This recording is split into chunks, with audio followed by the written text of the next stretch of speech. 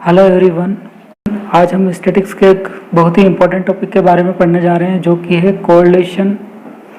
ये टॉपिक आपके graduation level, post graduation level या कोई भी आप एग्ज़ाम दे रहे हो जिसमें स्टैटिक्स एक सब्जेक्ट होता है, तो कोरिलेशन काफ़ी इम्पोर्टेंट टॉपिक है और उससे काफ़ी सारे क्वेश्चन आपको पूछे जा सकते हैं अलग अलग तरह के।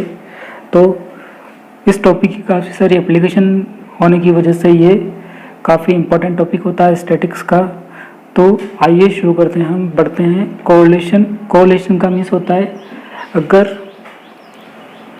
दो या दो से ज़्यादा वेरिएबल में आपस में कोई रिलेशनशिप अगर है तो उसको हम कहते हैं सिंपल टर्म में कोरिलेशन। यदि एक वेरिएबल में अगर कोई चेंजेस होता है तो वो अफेक्ट करेगा दूसरे वेरिएबल को। दूसरे वेरिएबल में उसके कॉरस्पॉन्डिंग इंक्रीज हो सकता है, डिक्रीज हो सकता है। तो इस तरह की कोई रिलेशनशिप अगर किन्हीं दो वेरिएबल या दो से ज़्यादा वेरिएबल में अगर है तो उसको हम सिंपल टर्म में क्या कहते हैं, कोरिलेशन कहते हैं। और ये कोरिलेशन आपके अलग अलग तरह के कोरिलेशन हो सकते हैं। किन्हीं दो वेरिएबल में हो सकता है कि किन्हीं दो वेरिएबल में जो कोरिलेशन हो सकता है वो स्ट्रॉन्ग हो सकता है, किन्हीं दो वेरिएबल में हो सकता है जो कोरिलेशन वो वीक हो सकता है। यानी एक वेरिएबल का जो अफेक्ट है दूसरे वेरिएबल में कम पड़ सकता है, ज़्यादा पड़ सकता है या बिल्कुल नहीं भी हो सकता है। तो अलग अलग सिचुएशन हो सकती है। अगर दो वेरिएबल में अगर एक वेरिएबल में चेंज होने से दूसरे वेरिएबल पर उसका अफेक्ट पड़ता है तो हम कह सकते हैं कि उसमें अगर कोई इंक्रीज या डिक्रीज होता है तो हम कह सकते हैं कि उन दो वेरिएबल में कोई कोरिलेशन है। इसकी अलग अलग डेफिनेशन के थ्रू हम कोरिलेशन को समझ सकते हैं। जैसे correlation means that between two और मोर सीरीज और group of data there exist some casual connection. तो दो या दो से ज़्यादा वेरिएबल में कोई कोरिलेशन या कोई रिलेशनशिप है, अगर कोई कनेक्शन है तो उसको हम क्या कह सकते हैं, कोरिलेशन कह सकते हैं।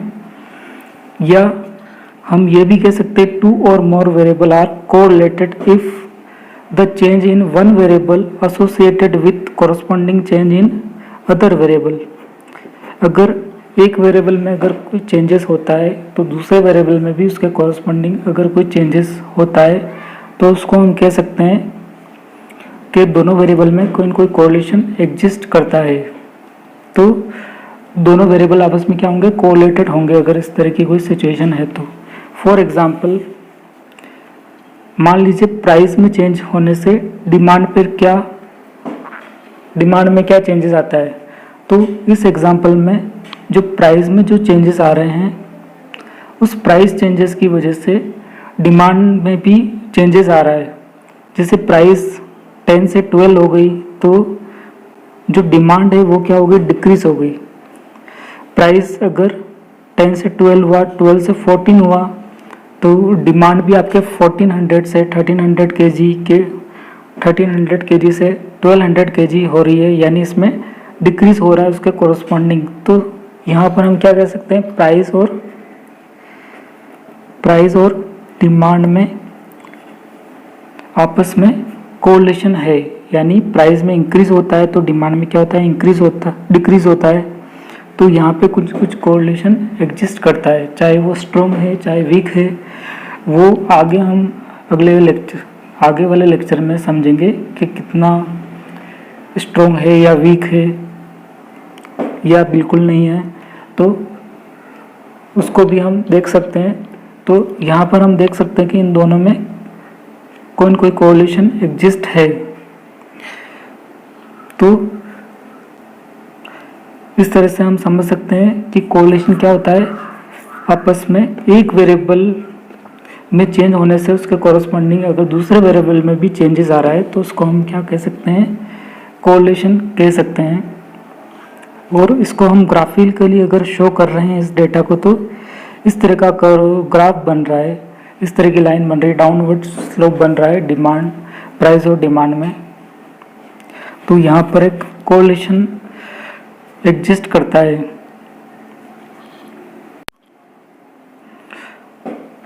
अब हम समझते हैं types of correlation. Types of correlation में अलग अलग तरह के कोरिलेशन हो सकते हैं, अलग अलग बेसिस पर अलग अलग तरह के कोरिलेशन हो सकते हैं।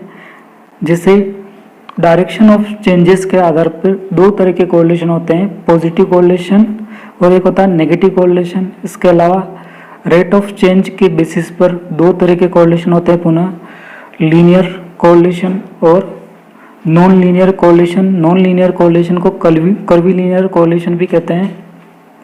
इसके अलावा नंबर ऑफ वेरिएबल के बेसिस पर तीन तरह के कोरिलेशन हो सकते हैं, सिंपल कोरिलेशन, मल्टीपल कोरिलेशन और पार्शियल कोरिलेशन। तीन तरह के कोरिलेशन हो सकते हैं। आइए एक एक करके हम तीनों के बारे में डिटेल में पढ़ते हैं। फर्स्ट हम पढ़ते हैं पॉजिटिव कोरिलेशन। पॉजिटिव कोरिलेशन क्या होता है? पॉजिटिव कोरिलेशन मीन्स होता है changes in two variables are in same direction.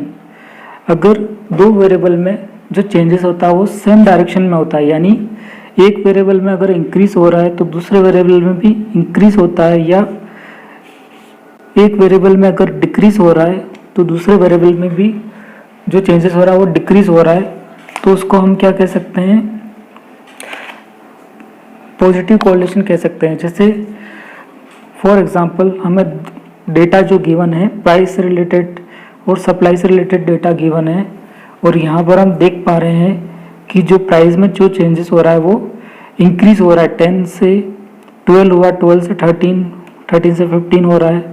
तो सप्लाई में भी उसके कोरस्पॉन्डिंगली इंक्रीज हो रहा है। 800 kg से 900 kg हो गया, 900 से 900 से 1000 kg हो गया, 1000 kg से 1100 kg हो गया, 1200 kg हो गया।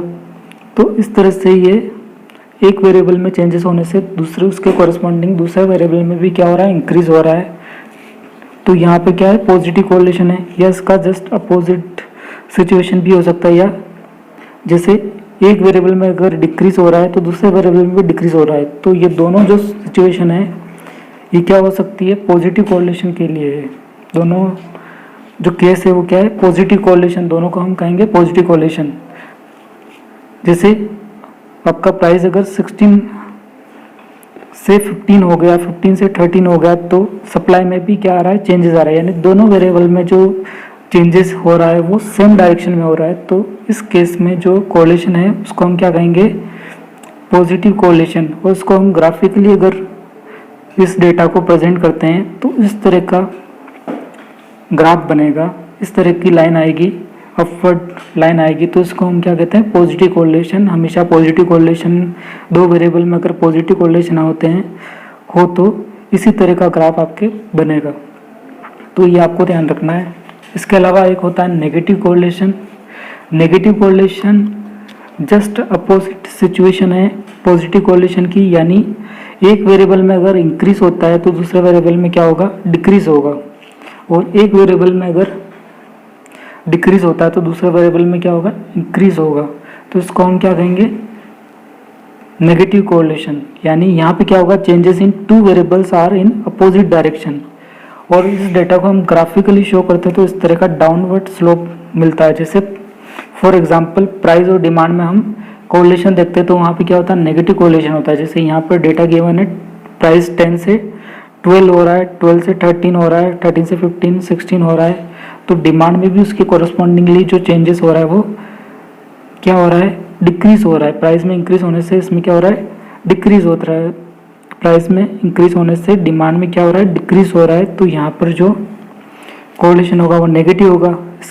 या हम कह सकते हैं प्राइस में अगर डिक्रीज हो रहा है तो डिमांड में अगर इंक्रीज हो रहा है, तो ये यहाँ पर भी क्या है?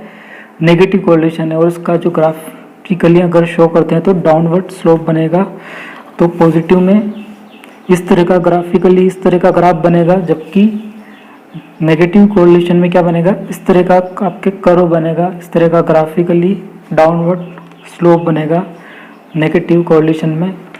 तो इस तरह से आपको समझ में क्लियरली आ गया होगा एग्जाम्पल के थ्रू के पॉजिटिव और नेगेटिव कोरिलेशन क्या होता है।